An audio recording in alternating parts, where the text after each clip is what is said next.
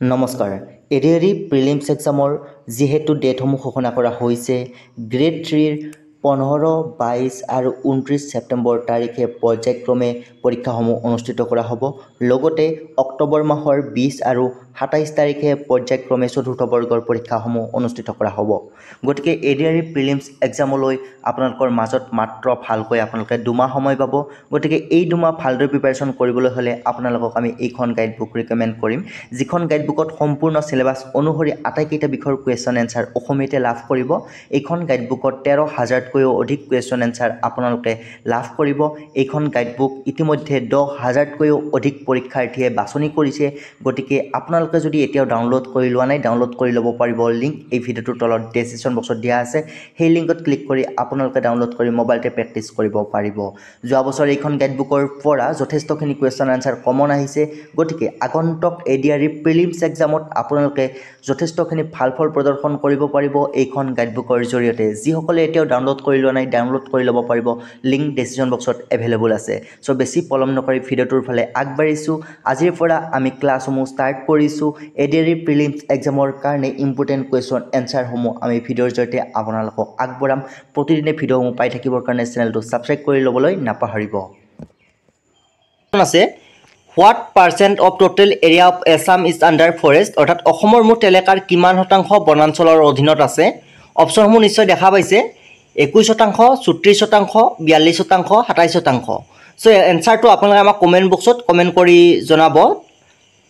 So correct answer option B 36%. অসমৰ মুঠ মাটিকালি 36% বনাঞ্চলে আগুৰি আছে বা বনাঞ্চলৰ অধীনত আছে কোৱেশ্চন নম্বৰ 2 আছে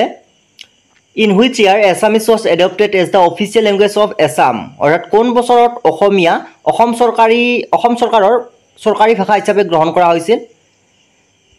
1985, 1971, 1947, 1960 so your correct answer option D 1960 1960 চনত অসমীয়া ভাষাটো অসম চৰকাৰে চৰকাৰী ভাষা হিচাপে গ্ৰহণ কৰিছিল কোৱেশ্চন নম্বৰ 3 আছে In which year Toklai Tea Research Institute was established. কোন বছৰ টকলাই চাহ গৱেষণা প্ৰতিষ্ঠান স্থাপন কৰা হৈছিল অপচনসমূহ নিশ্চয় দেখা পাইছে সো আপোনালোকে আমাক শুদ্ধ এনসাৰটো কমেন্ট বক্সত কমেন্ট কৰি জনাব তেতিয়া আপোনালোকৰ ৰিভিজন হ'ব কুৱেশ্যনৰ এনসাৰটো একেবাৰে মনত থাকিব so your correct answer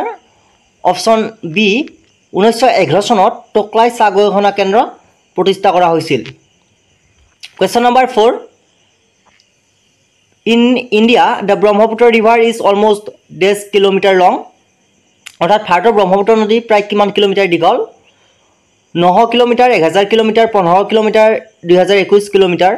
so your correct answer option A 900 kilometre অৰ্থাৎ ব্ৰহ্মপুত্ৰ নদী প্ৰায় 900 কিলোমিটাৰ দীঘল অৰ্থাৎ এইটো ভাৰতৰ কথা দিছে ভাৰতত ব্ৰহ্মপুত্ৰ নদী 900 কিলোমিটাৰ দীঘল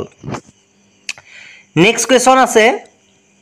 Which of the following northeastern state shares the shortest boundary with Assam? অৰ্থাৎ নিম্নলিখিত কোনখন উত্তৰ পূৰ্বাঞ্চলৰ ৰাজ্যই অসমৰ সৈতে আটাইতকৈ চুটি সীমা ভাগ বতৰা কৰে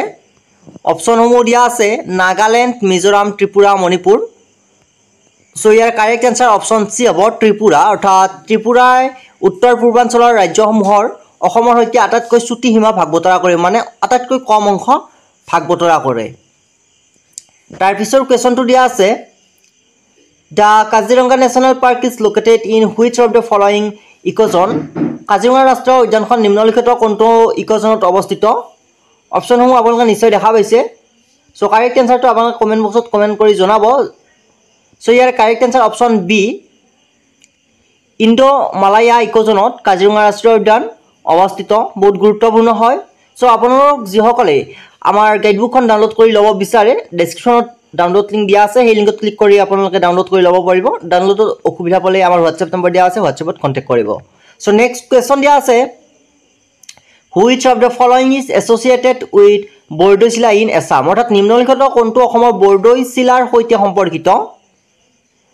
so your correct answer option B pre monsoon season অৰ্থাৎ option B correct answer pre monsoon season অসমৰ বৰদৈচিলাৰ সৈতে সম্পৰ্কিত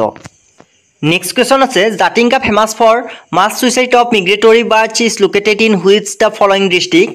পৰিভ্ৰমী চৰাইৰ গণ আত্মহত্যাৰ বাবে বিখ্যাত জাতিংগা নিম্নলিখিত জিলাত অৱস্থিত অৰ্থাৎ অপশ্যন আছে গোলাঘাট কাৰ্বি আংলং কাছাৰ ডিমা হাছাও আমি সকলোৱে জানো জাতিংগাখনত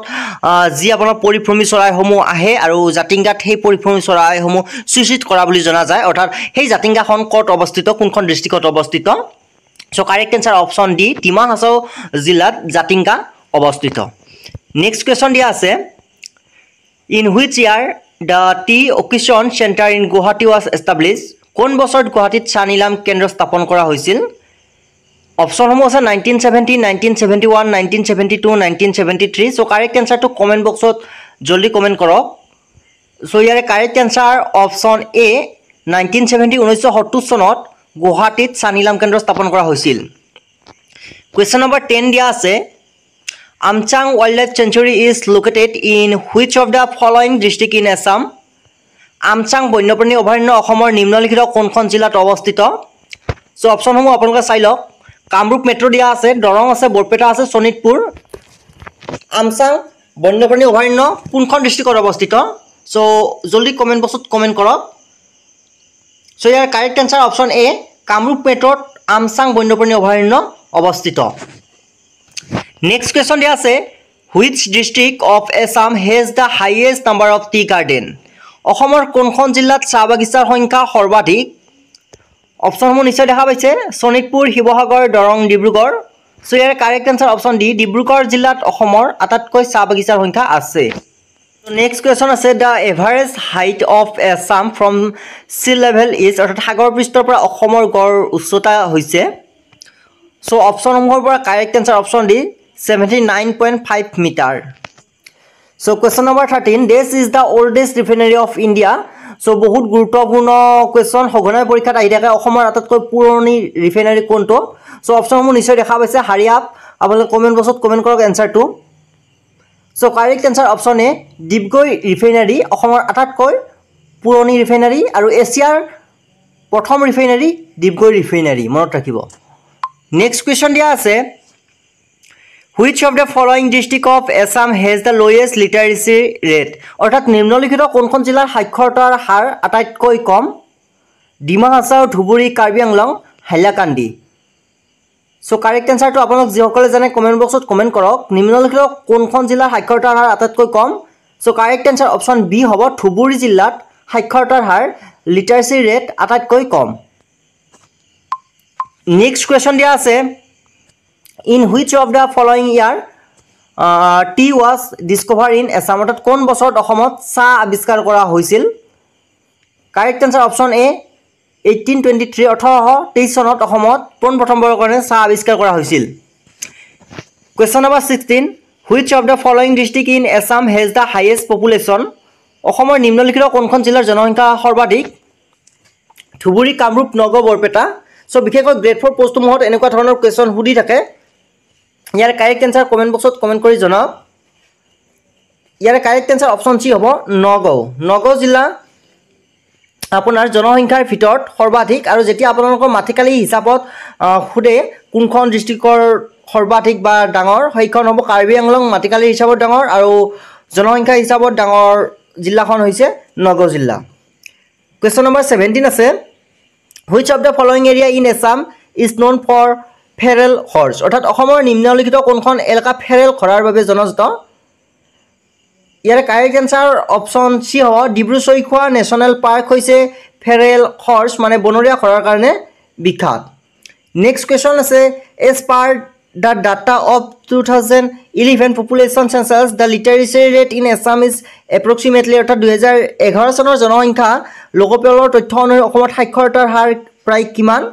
অপশ্যনসমূহ আছে 68% 72% 82% 85% সো কাৰেক্ট এনসাৰ যিসকলে জানে জলদি কমেন্ট বক্সত কমেন্ট কৰক so your correct answer option B হ'ব 72% হৈছে 2011 চনৰ লোকপিয়ল অনুসৰি অসমৰ সাক্ষৰতাৰ হাৰ